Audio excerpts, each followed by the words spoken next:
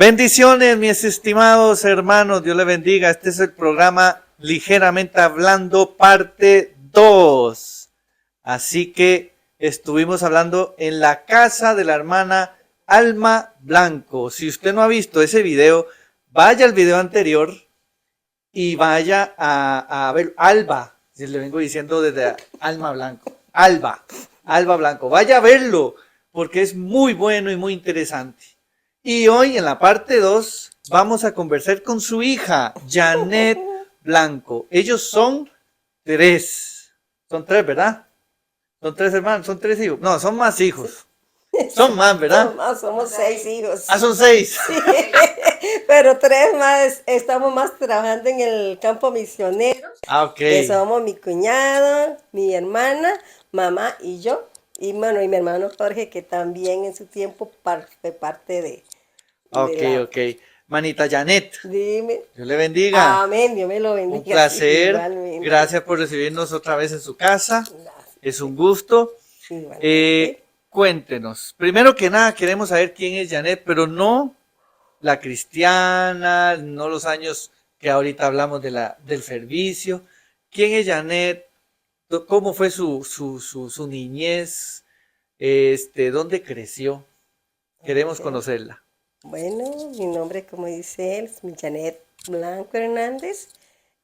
Casi la mayor parte de mi vida la he pasado aquí en este lugar, Desamparados. Mi niñez fue normal, jugar, correr, pero en el año 1976, siendo una jovencita, Dios me llamó al servicio de Él. Y en esa oportunidad... ¿Cuántos años tenía? Tenía 19. 19. Sí. En esa oportunidad yo era muy rebelde al evangelio. Ellos eran cristianos, más yo no. Y yo recuerdo que cada vez que venían a hacer culto acá, en ese tiempo la casa era de madera. Y a veces las casas de madera se le hacían huequitos, ¿verdad? Y entonces, si estaban acá, yo venía con un palito y les metía ahí y les hacía las maldades. Veas, tenía menos de esa edad, ¿verdad? Y entonces yo pues siempre les andaba tirando piedras o le decía aleluyas, me burlaba de ellos. Pero un 16 de abril de 1976, en mi habitación yo me desperté y había una luz. Y esa luz no me dejaba tranquila. Era un Viernes Santo. En esa época, la gente católica, pues, era muy católica. Todo se cerraba. Buses no habían. Y en ese entonces, había una campaña en la iglesia Pentecostal de Acerrí. La iban a inaugurar. El pastor era el hermano Juan Torres, que lo instalaban, ¿verdad?, como pastor allí en esa. Y no sé, y el Espíritu Santo, porque es el único, porque yo no le digo, no sabía nada, comenzó aquí, esa cosa que uno siente que es algo extraño que está pasando en su vida, pero que usted no entiende. Y era un deseo de ir a iglesia, ni la conocía ni nada. A la vuelta de esta casa, en la otra cuadra, había una familia que era cristiana y habían jóvenes y eran amigas mías, pero así no compartíamos mucho de la religión, pero eran mis amigas. Y yo la llamé a ella y le dije, Roxana, yo quiero ir a esa iglesia que están inaugurando allá en Acerrí. Ella me dice, está bien, Janice, pero no hay buses y no hay transporte para ir hasta allá. ¿Y a qué hora se empieza el culto? A las 7 de la noche. No importa, a las 2 de la tarde nos vamos caminando. No sé cuánto vamos a durar hasta llegar hasta Acerrí, pero nos vamos. Era un deseo de que yo tenía que estar en aquella iglesia. No había transporte. No había transporte. No había servicio de bus. No, señor. Mucho menos taxis. No, nada. Oiga, el que tenía el carrito propio, pues iba. Y recuerdo que de verdad, mire, yo era ese deseo que yo me alisté temprano y a las 2 yo fui por ella y comenzamos a caminar por donde está el expreso. Ajá. Por ahí Ajá. vamos ya nosotras. Y en eso ella se encuentra, bueno, iba un señor en un carro, amigo de ella, y le pregunta, Roxana, ¿para dónde va? Le digo, pues vamos para Cerri. Oiga, todo eso era cafetales, cafetales, no había más nada que cafetales. Calle de Piedrita. Así, y cafetales y cafetales. Y entonces él le dice, no, yo voy para San Juan de Dios. Voy diferente, ¿verdad? Pero dice, eso está largo para que ustedes vayan solas. Yo las voy a llevar. Oiga, nos montó en el carrito y nos llevó a Cerri. Eran las, bueno, yo creo que más o menos, no sé ni qué hora, la verdad que no sé. Para mí era eterna las horas. Llegamos a Cerri, yo daba vueltas y vueltas, deseando que fueran las 7 de la noche para estar en el culto. Y cuando llegó la hora del culto, yo me senté en la segunda banquita. Es más, me fui con vestido, porque yo no usaba vestido. Y era una minifalda, porque aquella época eran minifaldas las que se usaban. Y pasé así con aquel vestidito por respeto. Oiga, y comenzó había un predicador que ya ahora está en la presencia del Señor. Él se llamaba Mario Way. El hermano Way fue el que comenzó a dar el sermón de la noche. Y él comenzó a hablar lo más lindo. Pero al último él dijo para hacer el llamado, contaba una anécdota de una niña que estaba muriendo. Y entonces ella, ya en su lecho de muerte, llegaba y se despedía sus familiares llegaban y se despedían de ella. Ella las abrazaba y les decía hasta luego. Y así fue cada uno a despedirse de la niña y ella siempre les decía hasta luego. Y el papá estaba oyendo la despedida que les daba a los que estaban entrando. Él llegó de último y cuando él se fue a despedir de la hija le dijo adiós. Y él se puso a llorar, que por qué, si a los demás les había dicho hasta luego, ¿por qué le decía adiós a él? Ella le dice, porque yo sé que en el día de que ellos partan, yo me voy a encontrar con ellos allá. Mas tú no vas al lugar que yo voy. Oiga, mira, todavía siento eso aquí en mi corazón, ¿verdad? Y yo comencé a llorar y a llorar y a llorar, ¿verdad? Porque yo decía, caray, ella va a ver a sus seres queridos cuando partan, los va a ver allá en la patria celestial. Y el padre no había reconocido a Jesús como su Salvador. Y ella le dice, yo quiero también verte cuando yo parta. Y él entregó su vida al Señor. Antes de que el hermano Güey dijera que pasaran, yo ya estaba ahí. Oiga, esa noche fue una fiesta para el hermano Virgilio. Él se gozaba porque él decía, mira la rebelde se convirtió al Señor. O sea, eso fue un bombazo, ¿verdad? Que sabían quién era yo. Y todas las travesuras que yo hacía. Y entonces, mire, para ahí, a mí me marcó la vida. Yo tuve una experiencia, yo le dije que a mí me pasó como a Saulo de Tarso. Porque a Saulo de Tarso fue una luz resplandeciente que lo tiró el caballo. A mí fue una luz resplandeciente que entró a mi habitación y no me dejó tranquila hasta que yo llegué a aquella iglesia donde yo entregué a Jesús me entregué a Jesús como mi Salvador. Y desde allí, mire, yo empecé a trabajar. Sin tener conocimiento, el pastor me puso a ser maestra de escuela dominical de niños de 8 años. Aquí en Gravilias. No, en Acerrí. Yo mi primer año me quedé en O sea, Acerrí. de Gravilias, usted viajaba hasta Cerrí. Ajá, Allá. exactamente. Yo trabajé allá hasta que cambiaron de pastor y ya no me podían llevar, porque el hermano me llevaban a mí, entonces me traían. Y ya para yo viajar solita, ¿no? Entonces decidí al año siguiente ya establecerme aquí en Gravilias y a seguir trabajando. Y aquí en Gravilias seguir trabajando con la juventud, con la niñez. Primeramente, y seguí, mire, buscando al Señor, sirviéndole a Dios. Y como decía mi mamá, metidita con la hermana Marta, hermano Virgilio, pintando, haciendo cosas para la obra del Señor. Y así, ellos fueron mis mentores. Ellos me enseñaron a amar la obra del Señor. Y más en el área misionera. Yo amo lo que son misiones. Y no importa dónde vaya, yo las amo. Y aún ya avanzada de edad, aún así hay fuerzas para seguir en el campo misionero. Y así fue como transcurrió mi deseo por servir al Señor hasta llegar a otras áreas, el Instituto Bíblico. El Instituto Bíblico Mispa. Mispa. Quiero enseñar esto porque realmente ¿Cuál es el diploma del MISPA? Ah, aquí está. ¿El MISPA? Este es el No. certificado. Este. No, es este. Este. Todavía lo tiene en perfecto estado. Instituto Bíblico MISPA dado en el 84, el 8 de diciembre de 1984. Presidente Virgilio Figueroa, director Marta de Figueroa y secretario Jaime López. López. Vamos a ver si se ve, camarógrafo. Háblenos un poco en lo que se enfoca, porque me gusta mucho. Está la firma de los que acabo de mencionar, Y los puño pioneros. y letra de ellos. Los pioneros en este país, Mano Virgilio. Cuéntenos un poco de ese momento del Instituto Bíblico MISPA de aquellos años. Bien, el hermano Virgilio. Perdón.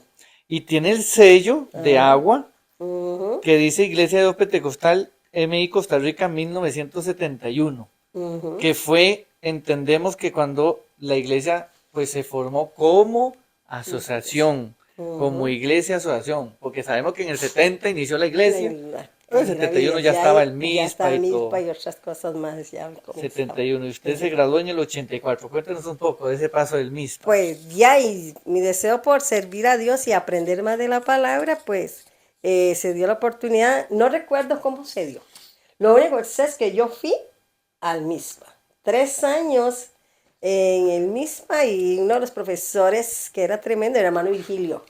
Y a él le tocaba Era la tremendo. parte de que era la revelación, el Apocalipsis, oiga. Y eso era tremendo, Hubiera sido ¿verdad? tremendo haber escuchado a hermano Vigilio Demasiado. con una de esas enseñanzas. Y en aquel entonces todo era por folletos. Ajá. Y ahí a puño y letra la hermana Marta con stencils, porque en aquella época no había computadora ni Sí, nada. con máquina de escribir. Escribir, y con un tipo que eran stencils. Ah, es otra cosa. Ajá, que lo pasaban por una máquina ahí, ¿verdad? Exactamente, ¿verdad? Eso ni usted no tiene ni conocimiento lo que era Ahora aquella lo googleo, a ver época. cómo es. Exactamente, y tiraban ese montón de material y así nos daban las clases. Jaime López era el profesor ¿A dónde daban las clases? ahí en la iglesia central. Ya estaba la iglesia Ya, de San sí, José. ahí en San José, sí, en la parte baja, como siempre ahí estaba. Y de hecho que sí, nosotros estuvimos en la inauguración de esa iglesia. Ustedes estuvieron en la inauguración de la iglesia de San José. De San José. Cuéntenos de eso un poco. De esa, ¿quién era el hermanito? Ay, era un puertorriqueño. Ah, el hermano Lucas, y también el otro que estaba cuando estaban a la vuelta. No, el que era muy... Mario Ortiz, no, el que era gordito, ay, se me olvidó. Yo lo vi cuando estuve en Puerto Rico, estuve en la casa de él, que tenía una voz muy gruesa. Se me olvidó el nombre de él. Y era bello. Cuando estaban donde vivían los barbellines, que allá había una iglesia. El hermano Pepe, oiga, tremenda, esa voz era la que se tenía voz tremenda. Ahí, y luego ya cuando pasaron a la iglesia donde está hoy, ¿verdad? Ajá. Ahí no me recuerdo, creo que era el hermano Lucas, que estaban ya ellos ahí, pasaron. Ya el hermano Pepe se había ido para Puerto Rico. Y sí, no, luego ya yo me centré en lo que era el MISPA, a las clases, y ahí estuve.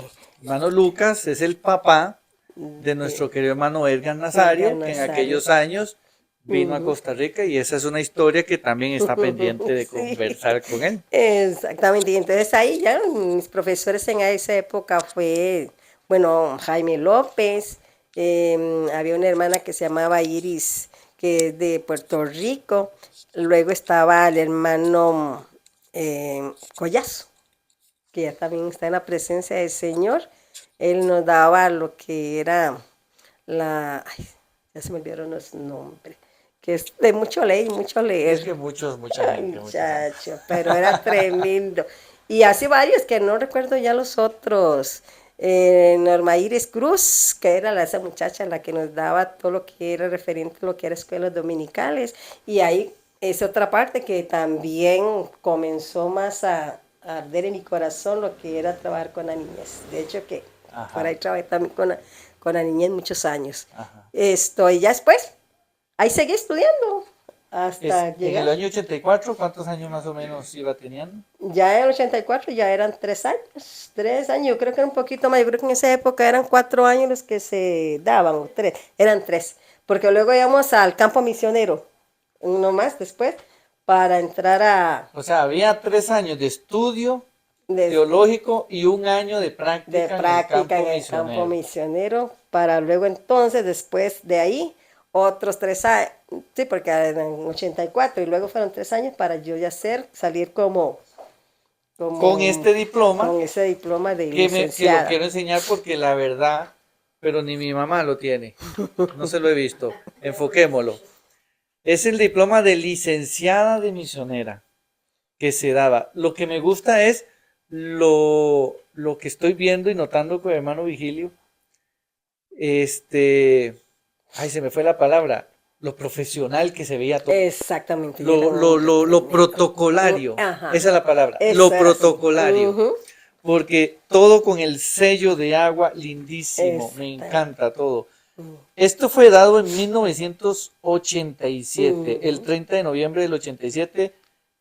Licenciada como misionera, certificamos a Janet Blanco Hernández.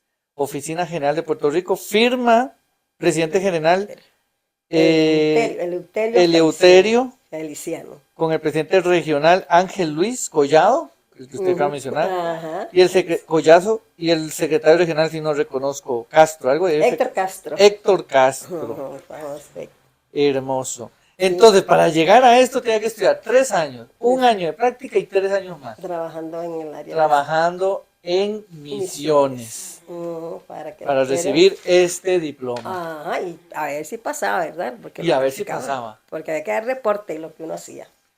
A ver Así y es. todo ligado al MISPA, Todo ligado al mismo. al Instituto Bíblico MISPA. Ujú.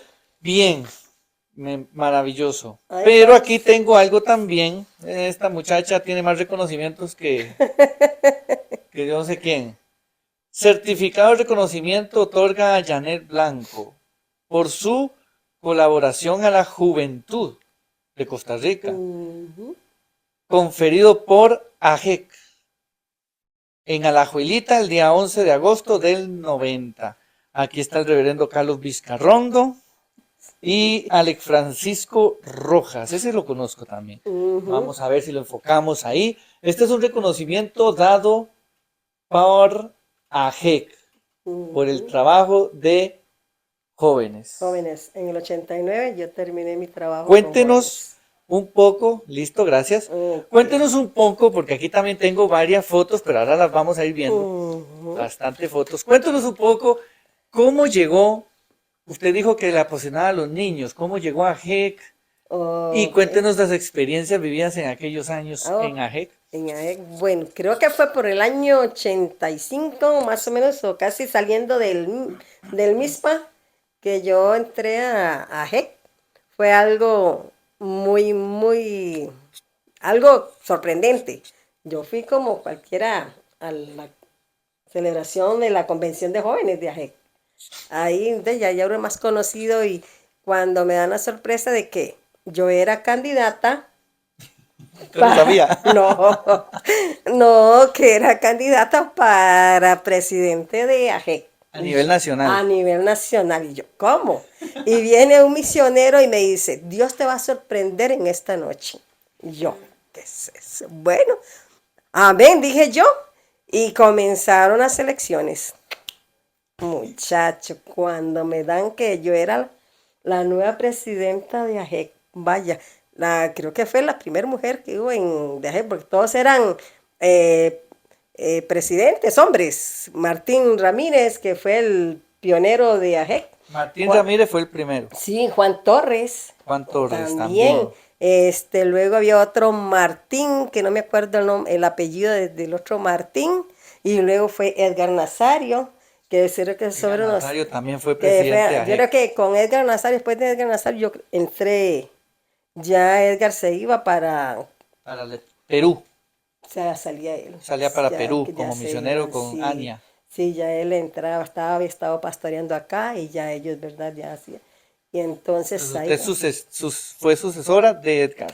Mentira, no fue del otro Martín, porque De Edgar se fue Edgar y vino Martín Martín cuando, que no me acuerdo el nombre de este muchacho, Martín. Apellido. Sí, el apellido. Después de este Martín ya él se iba, no sé qué pasó y no siguió en AGEC. Entonces ahí fue, porque eran 2 años cada uno del gobierno de AGEC. Y Dos él, años. sí, y él no lo cumplió, terminó solo uno y entregó. Ajá. Entonces ahí fue que se tuvo que hacer esa elección rápido porque no había presidente y fue cuando cayó en mis manos AGEC. Oiga, sin experiencia, sin nada. Simplemente yo iba a los campamentos y todos, que eran lindísimos. Cuéntanos un poco de los campamentos de AGEC de aquellos años. En los campamentos de aquellos años eran tremendos. Yo le cuento que las primeras experiencias para mí fueron tremendas, pero en el área de que usted sabe que uno va a un campamento y muy bonito compartir con los jóvenes, pero por las noches eran cultos de administración, pero esa administración era muy fuerte porque ahí se manifestaban los pichirucas, como digo yo, ¿verdad? Y para mí, oiga, yo no estaba acostumbrada a ver esas escenas y esos gritos y todo eso. Para mí me impactaba y era un miedo que me daba, pero pues luego pasaba. Pero ya uno va conociendo esas manifestaciones. Pero lo bonito era que yo recuerdo en mis primeros campamentos que hacíamos, ahí, bueno, que yo iba, hacían la fogata. Esa fogata era especial. Ajá. Esa fogata se hacía el sábado por la noche. Ajá. Y en esa les decían a nosotros, ustedes van a escribir los anhelos de su corazón, en qué Dios quiere que los use, ¿verdad? Y ahí, y luego lo va a tirar en la fogata. Y yo recuerdo que yo ponía el deseo de servirle al Señor en el área misionera siempre enfocada en el área misionera. Y recuerdo que una de las cosas que yo vi, yo tuve una visión, que mientras yo escribía, yo podía ver una playa, unas palmeras, y como era como desértico aquello. Y yo veía que era que como que iba como en un avión, como bajando, ¿verdad? Y veía aquello así como playa, que veía y las palmeras, bien. Y ya puse mis peticiones ahí delante del Señor. Y ya pasó el tiempo. Lo bonito era que los campamentos a uno lo metían.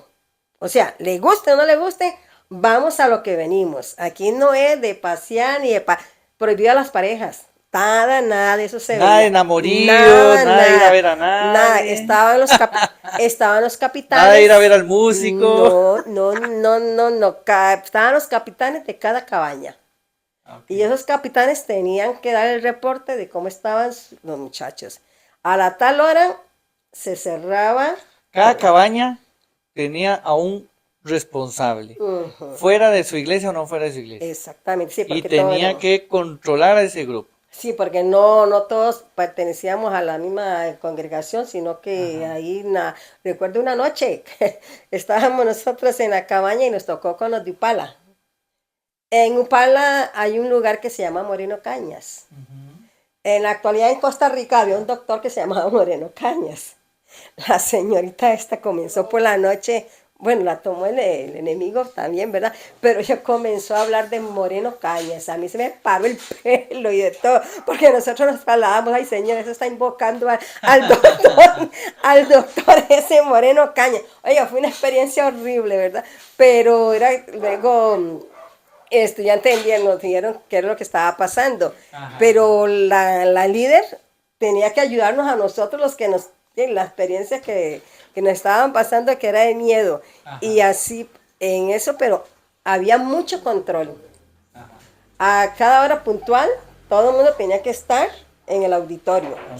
Estar en las conferencias, o sea, era nada. En la hora de receso era que usted podía pasear, andar, conversar con los amigos, pero nada de escenas amorosas, nada. Era muy, pero muy estricto. Ahí, como nos enfocábamos exactamente en lo que queríamos.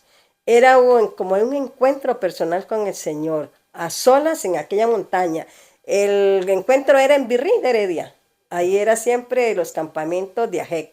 Hasta el 89, siempre que fue el último campamento que hice, fue ahí en Virrí de Heredia. Y fueron experiencias muy lindas. De ahí, de esos campamentos, salieron misioneras, salieron pastores que a la fecha hay unos que están trabajando todavía porque cada joven tenía un anhelo de servirle al Señor. Y cada uno de nosotros pues nos propusimos a honrar a Dios, a servirle de todo corazón. Y así fue como AJEC comenzó, ¿verdad? En todo el país, visitar uno, cada región, Guanacaste, Upala, la zona sur, todos esos lugares, íbamos preparando la juventud, levantando grupos de jóvenes. Ese era el anhelo de llevarle a los que no podían venir al Birri, al campamento. Entonces nosotros íbamos y hacíamos unos mini campamentos, mini convenciones de AJEC en los campos. Y eso era una maravilla. Aquellos años no es como ahora. Yo les digo y yo testifico en la iglesia. El tiempo que nosotros vivimos fue un tiempo en el cual nosotros abrimos camino. Todos los que estuvieron de mi época y antes de mi época, nos tocó caminar por caminos de lastre. 2, 3, 4, 6 horas por los caminos llenos de barro hasta las rodillas. Era una experiencia maravillosa y en el camino a comernos si nos veían una guayaba o algo, porque era caminar y caminar y caminar sobre aquellos campos. Yo le digo una guayama con proteína. Traen Por el los gusanito. gusanitos, exactamente. Oiga. Aquí tengo una foto de esa junta en la cual usted perteneció. ¿Cuál es esta? No, en esta. Esta no es. Cuéntenos no. de esta foto. Esta Ahorita la presento Esta era aquel joven que está allá. Aquel jovencito. Sí, formó parte de esta AJEC. Esta era la directiva de AJEC y aquí está el hermano Edgar, que era el presidente. Ah, ok, ahí está la foto. Eso fue como en el 81, entonces. Por ahí, ¿verdad? Que esta época, sí, más o menos 81. ¿Quiénes están ahí entonces? Aquí está Edgar, está Hurtado, Germán Hurtado es. Ajá, Alex Germán Rojas. Germán Hurtado, ese yo lo tengo pendiente en entrevista también. Está bien, ok. Está Alex Rojas. Alex Rojas. El otro no lo conozco. Está Robert. ¿Mi papá? Sí. Aquí está. Mi papá es este. A ver. Mira, puro Gerson. Él fue parte de la junta de AJEC. Ajá. Y mi hermano que también fue Jorge Blanco. Aquí es este de aquí. Este de acá es Jorge. Mira. Qué bonita foto. Esas son fotos muy lindas. En el año 82 más o menos. Más o menos, y esta se llama Ruth y la otra es Sana, no sé qué, y la otra no me acuerdo. Aquí tenemos... esta sí es la época mía. Esta es en la época suya. En el año 86. Donde están en la fogata. Aquí tenemos más fotos en la fogata. Esta sí la voy a presentar a cámara. Las demás ahí las pongo. Pero esta sí quiero que la vean. Ese pastor yo sí me acuerdo de él. William Sánchez. Me acuerdo de él. Esto fue en una... ¿Hacían serenata? Sí. Eso no podía faltar en la... Yo viví... Yo viví poco en los campamentos de AJEC antes de un proceso mío propio, cuando ya tenía 14. Me acuerdo de las serenatas. Cuéntenos de aquellos años. Me va a decir que no había alguien que dedicaba una canción pues de claro amor que sí. o algo. Sí, de hecho que ahí siempre habían, no les daban permiso de verse, pero siempre habían los chiquillos. Siempre hay un vivillo. Siempre, y esperaban con ansia las muchachas que llegara la hora de que empezaran esas serenatas. Porque eran los hombres a las mujeres. Los hombres a las mujeres. Y en una ocasión las mujeres se armaron de valor y fueron y le echaron serenata a los hombres. Eso fue algo nunca visto, ¿verdad? Con tarros y lo que sea, porque nadie tocaba guitarra, pues entonces cogieron las cosas de la cocina y a puras ollas y eso, le cantaron la serenata a los jóvenes. Pero era muy lindo en esos años. Sí, la serenata era porque las melodías de esa época eran como muy románticas, unas baladas muy lindas, con sentimiento. Ajá. Y entonces, claro, llegaba al corazón a cada No se muchachas. acuerda alguna, no se acuerda. No, no me acuerdo de ninguna. Y sí, luego por aquí esta era la despedida de los misioneros, ya, Ok. Manuel Vigilio y la hermana Marta. Ah, esta fue la despedida. Sí, usted está aquí a la par. Sí, Usted fue a la par del hermano Virgilio. sí, creo que ahí le estábamos dando un reconocimiento a ellos por su ardua labor con la juventud de Costa Rica. Sí, Usted era presidenta de jóvenes cuando ellos sí, se fueron. sí, Usted dejó la presidencia en el mandato, por decirlo de alguna manera, de de Vizcarrondo en el Vizcarrondo 89. en el 89. Ujú. Ok. Ay, Sí, porque aquí hay muchas fotos. sí, Me imagino que muchas tienen que ver con el viaje misionero. sí, hay una ahí con mi hermana Aquí hay una Marta. en Cames. Ah, esa es de mi mamá. Ah, Aquí bueno, también está, iba. aquí está una con la hermana Marta en una Mm, catarata. eso Me imagino que sí, esas de los misioneros viajes en Honduras fue eso. acompañada por Janet Blanco. Ujú. Ah, bueno, esta es letra de la hermana De la hermana Marta. Marta, ¿eh? Esta es Ujú, letra de la hermana Marta. ujú, Esto es reliquia. Esto es exacto. historia. Creo que casi nadie tiene fotos en la cual está escrita con puño y letra de la hermana Negra. Marta y su nombre, acompañada Sí, por Janet. exactamente, sí. Como quien Me dice, tocó. es la historia pura. Aquí Sí, también aquí están en una actividad. en otra, esa es otra, creo que ese es que había también uno en Y Nicaragua y estuvimos esta debe ser esta es en Nicaragua y esta es en Honduras. en En Honduras. Honduras, sí. ¿Y esta? Y esta es en el campamento de jóvenes ahí en Virrey de Heredia. ¿Cuántos jóvenes tenía más? Ay, aquí está el hermano Virgilio con los Sí, jóvenes, qué bonito. ese fue el Y la último. grabadora. Ah, sí. La grabadora de Will Smith. Buenísima la grabadora. Sí, creo que esa fue la ¿Cuántos jóvenes última. más o menos se había En promedio esa en época aquellos teníamos años? 500 jóvenes. 500 jóvenes. Ujú, de corros. Sorprendido, 500 jóvenes. No todos Pero obviamente asistían, no, obviamente, no, por porque la lo más situación que que usted todo era en el comentaba. área de San José, la más cerca, porque les costaba mucho a ellos venir de los chiles, de Upala, de ya los campos, En porque campamento en sí, en campamento, ¿cuántos iban llegando? al campamento, ¿mm? Unos 250 en adelante, unos Sí, 80. bastantes. Y ya para alcanzar a esos otros jóvenes hacían giras, preconvenciones, mini campamentos Precampamentos, sectoriales para exactamente. poder, porque sí, sí, sí, estamos hablando que la situación económica, igual los caminos no son lo mismo. Si ahora nos cuesta, imagínate aquellos Imagínate, años. oiga, y yo no sé, yo les digo aquí que no sé cómo nosotros viajábamos, porque en aquella época era más difícil, ¿eh? Y éramos jóvenes, que la mayoría estudiaban, pero Dios siempre suplía y nosotros íbamos a los lugares a hacer la obra del Señor y trabajar con la juventud, con los intermedios, con los jóvenes, para que pudieran venir a las convenciones, para que pudieran venir a los campamentos. Pero a mí me fascinaba, oiga, que yo desearía tener menos edad para volver a vivir esos años, porque Yo sí, también. ¿verdad?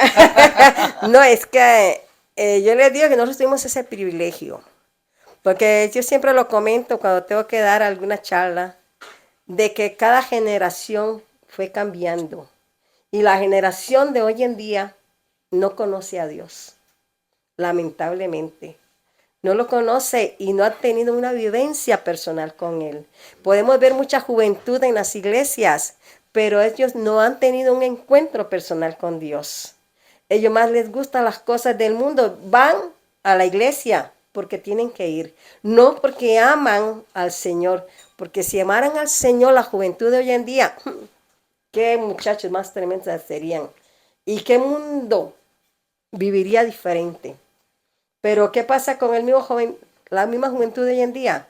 Que no se diferencia entre el que está en el mundo y el que está en la iglesia. ¿Por qué? Porque van casi que lo mismo. Simplemente es algo que nos vean y más nada.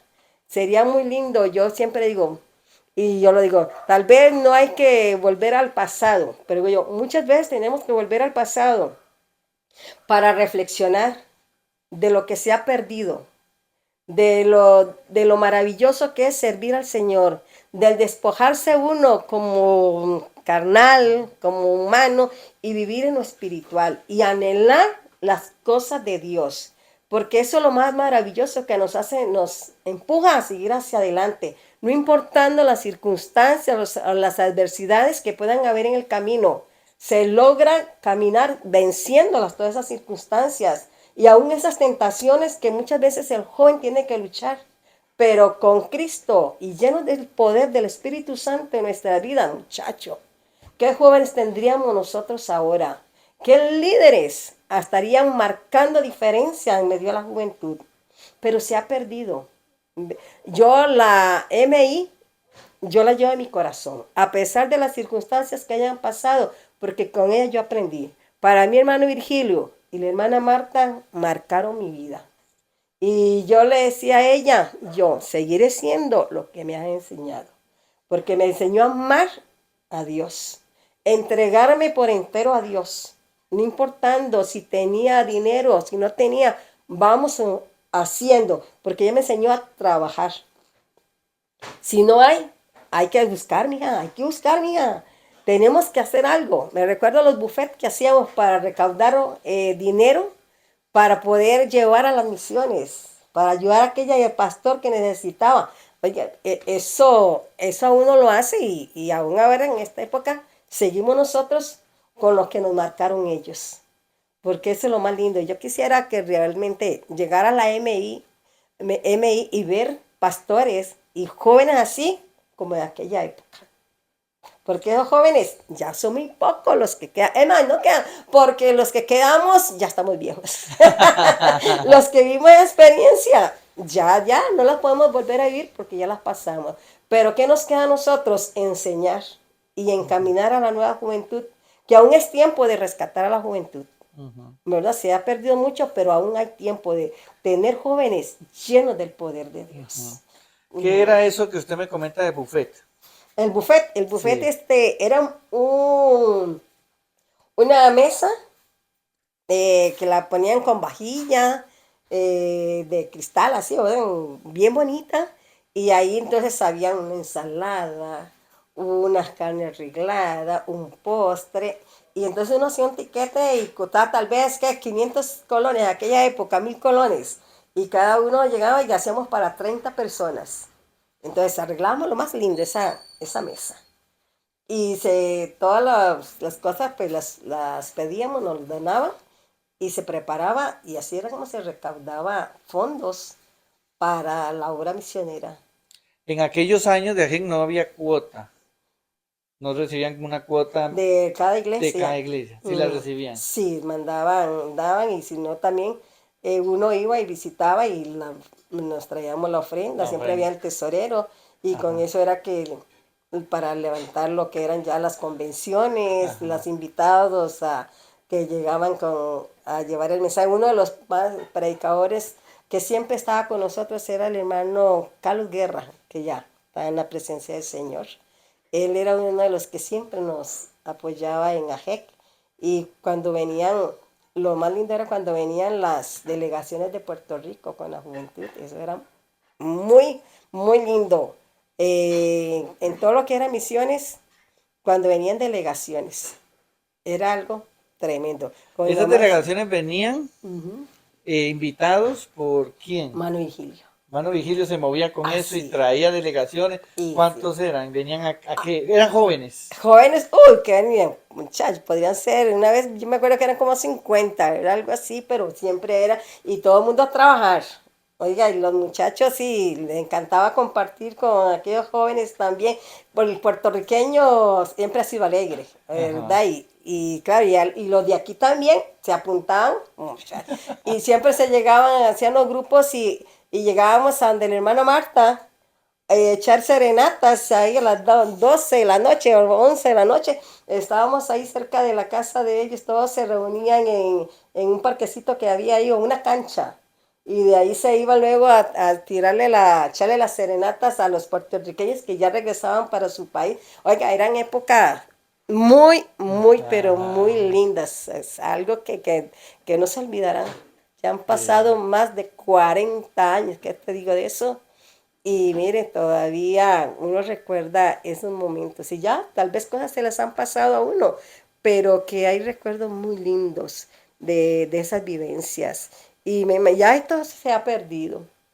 Sí. Aquí ya la MI pues ya no tiene misioneros extranjeros, que el misionero extranjero daba mucho aporte a la obra de Dios. Ahora todo es nacional y la mentalidad del nacional no es lo mismo que una de un extranjero que ha vivido experiencias lindas. Y entonces eso muchas veces motiva y da ayuda a los demás a seguir hacia adelante y tomando tal vez uno como chispitas para agarrar uno y comenzar a trabajar también en la obra de Dios.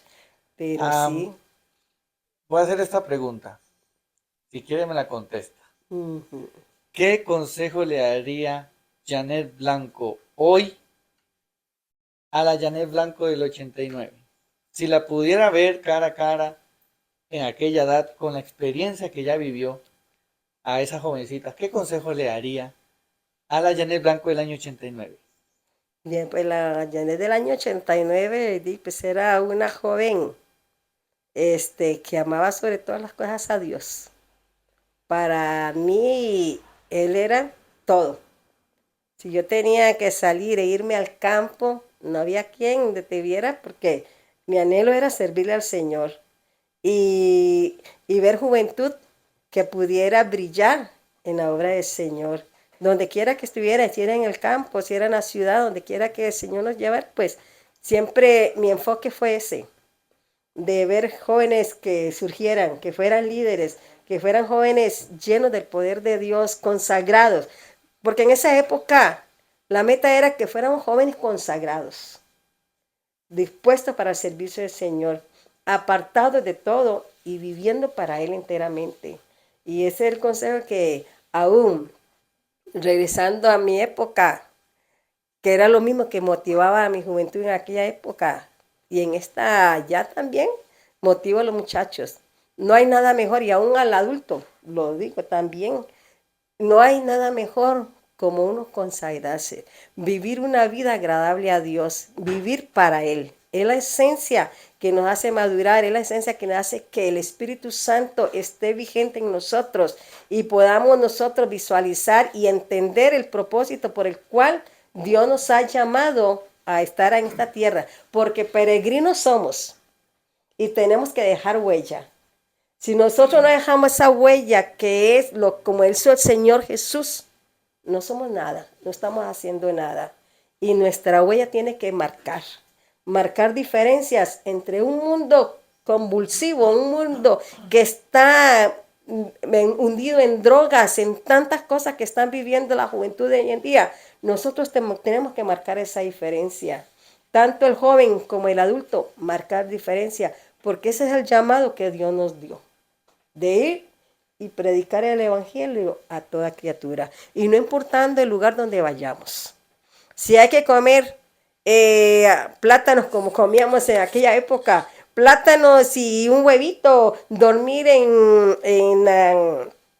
en la tierra, porque las casas eran de chocitas, Nada de ¿verdad? Nada, hotelito, nada de nada, hotelito. oiga, no, nada. Tomar agua de un pozo, que uno decía, caray, o ir a un baño que no era lo que nosotros estábamos acostumbrados.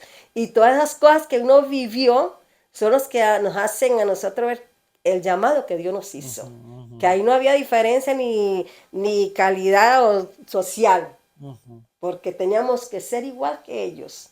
Y olvídate de que el mosquito que me picó, si me picó la hormiga, me picó aquello, pero sí, lo hacíamos porque teníamos un llamado a comer arrocito con frijoles. Recuerdo una vez que mataron, yo vi que había un tucán y yo lo vi que lo llevaron muerto. Cuando nos estaban dando la cena por la noche, yo vi que nos estaban dando unas tortitas.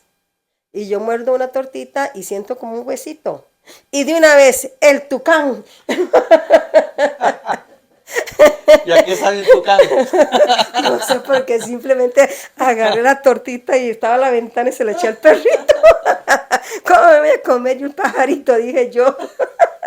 Pero sí, son experiencias muy bonitas, o sea que uno vivieron y cuando recordábamos eso nos gozábamos porque son cosas que ellos, lo que hayan en el campo, le dan a uno. Pero sí, ¿verdad? Ya un tucancito como que no.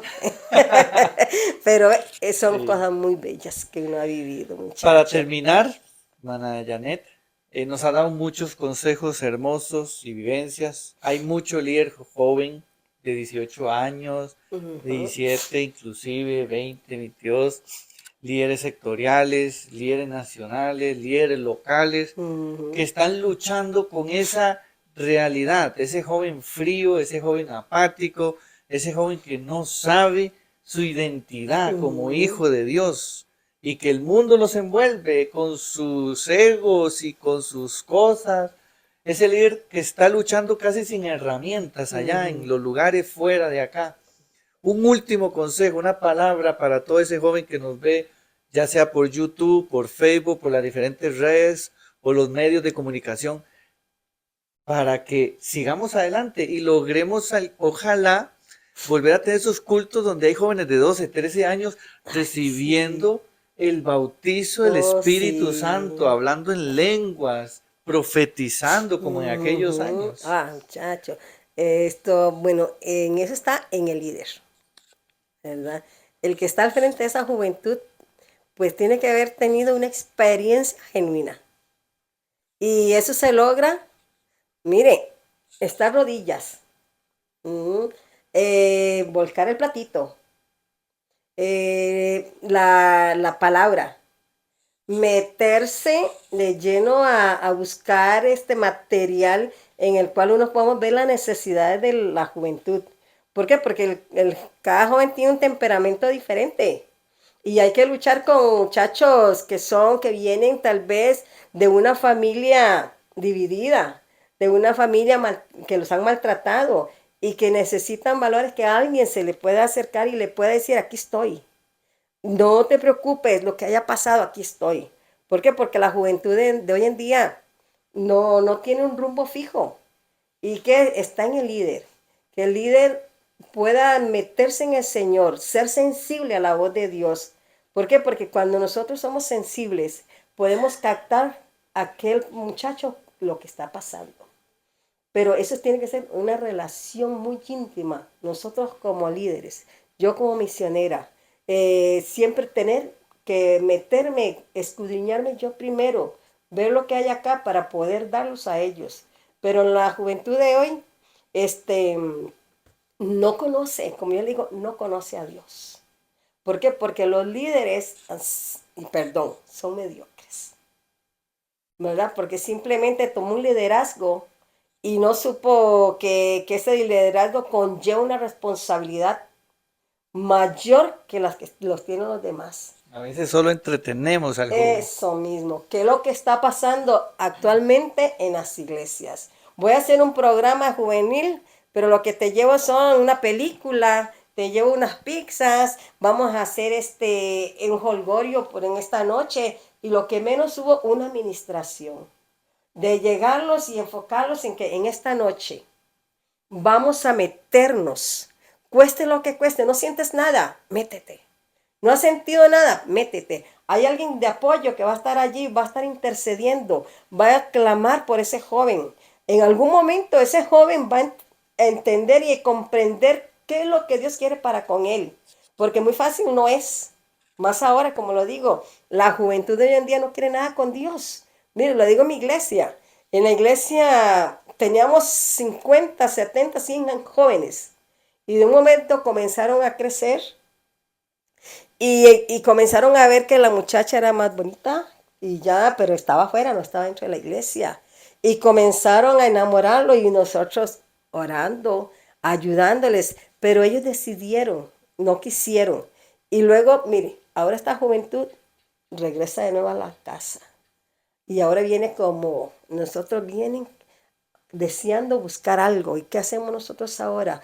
meterlos. No es que les damos una bienvenida, sí, claro, banquete, así como le hizo David a Mefiboset, que hizo un banquete, bienvenido a casa de nuevo. Y comenzamos, y ya luego comenzamos a que ellos entren en ambiente, y ahora vamos a lo espiritual.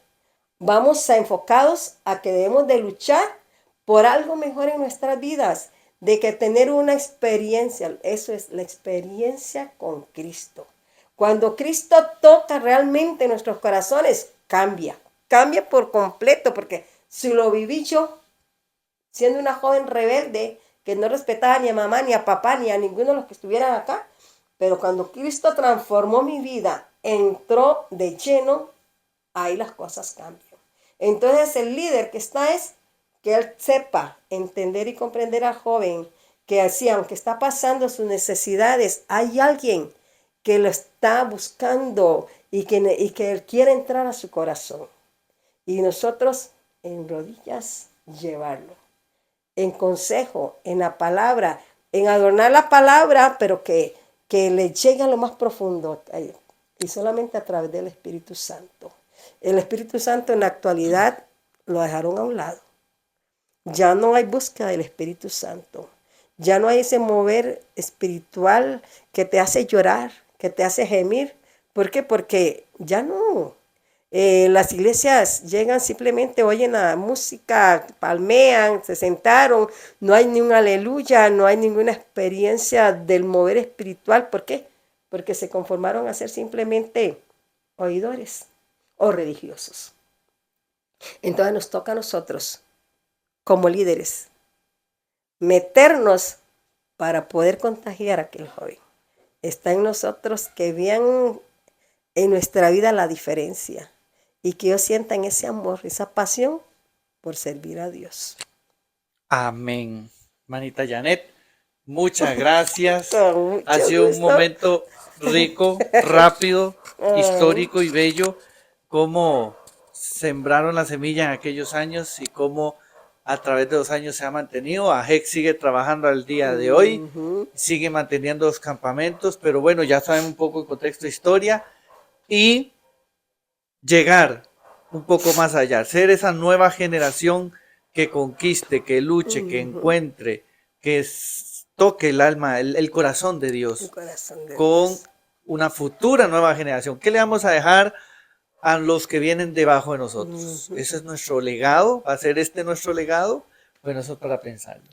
Este ha sido el programa de hoy, parte 2, ligeramente hablando de la casa de la familia Blanco, con la hermana Janet y su familia. Así que muchas gracias a todos, Dios les bendiga, Dios les guarde. Producido desde Costa Rica para los que nos ven desde el exterior, desde Gravillas, Desamparados, Costa Rica. Bendiciones.